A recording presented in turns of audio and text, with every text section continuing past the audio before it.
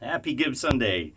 And my one of my bucket list guitars was this, and it's a this is actually a 60s standard and tobacco burst. So first off, on this guitar, this is the one that made me want to get into Les Pauls. Was seeing Cesar on his page playing all his tobacco bursts back when he was developing one for Slash.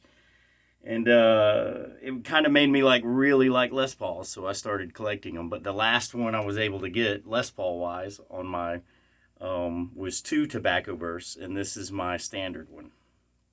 This one has the lacquer finish as opposed to the other one I have, which is satin, which both are very different guitars in very different ways. But I love Les Pauls. They're a classic. They're iconic. Obviously, they have Les Paul's name on them, so they're really good. But it's just the sounds you can get. A lot of times people don't know when you play with things, you can mess with this little button here. It's called a tone knob. And a lot of times people just play wide open, and you can get a lot of cool sounds out of it if you do it that way. But, for instance, hold on, there we go. Make sure I'm on.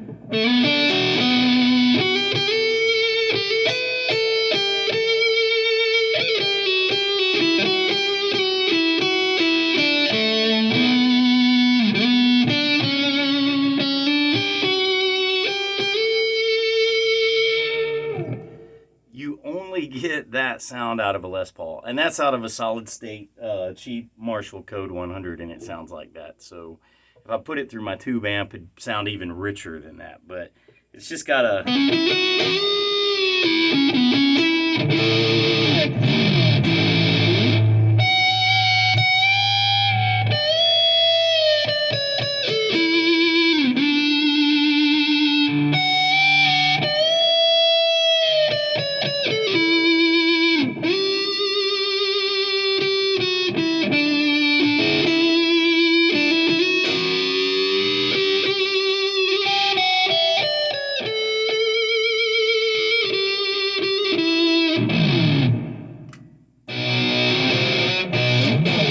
So I love the way they sound. They have such a deep, forlorn sound to them. And this one is it's perfect. And thanks to Jim DeCola for helping me get this one, because when I toured the Gibson factory, this one was in their room and they let me purchase it.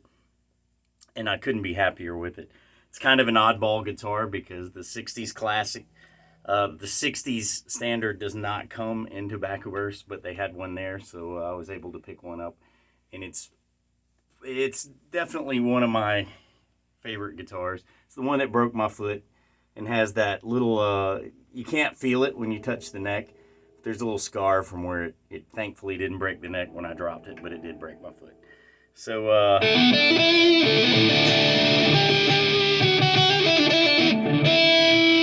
it's such a wonderful guitar.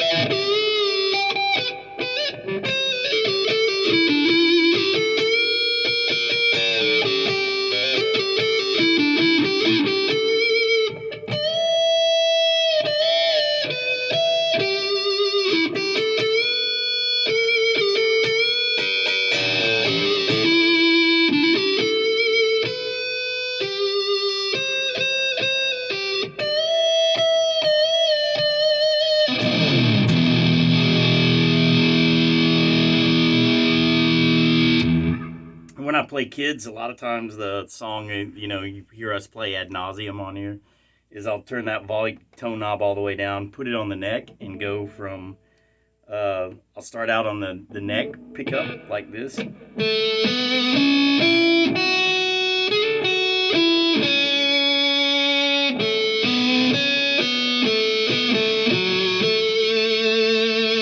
it gives it that really kind of cool Les Paul sound like that.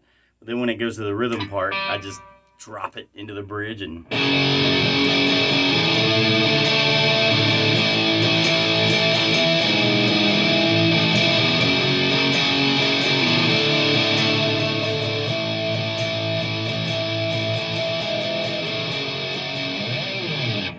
such a great guitar, and I love all the guitars in my collection. I wish I could play all day long, but unfortunately I have work, so I play them one at a time as I kind of come in here. One of my bucket list things was, hey, I would like to have a room one day that had every kind of guitar I ever wanted to play in it, and most of those happen to be Gibsons.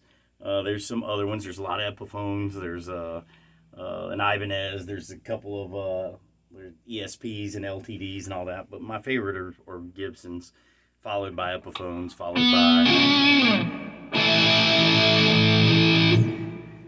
But I also have not found a guitar that I don't like. I mean, cheap ones I don't like, the ones that are made really poorly. But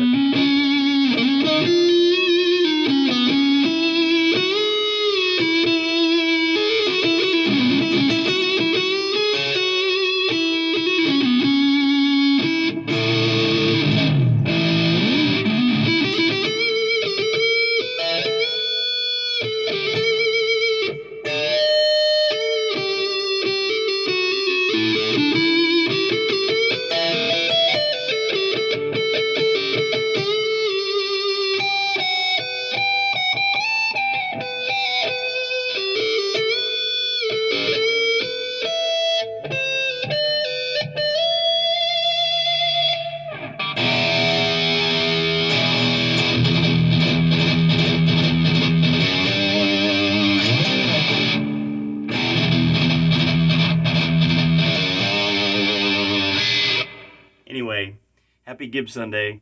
I do practice solos. Just Henry kind of loses time if I play solos, so I play a lot of rhythm, but I've been committing myself to learn more solos so I can grow that part of my playing, because I used to shred, believe it or not, when I was younger, but it's kind of a perishable skill.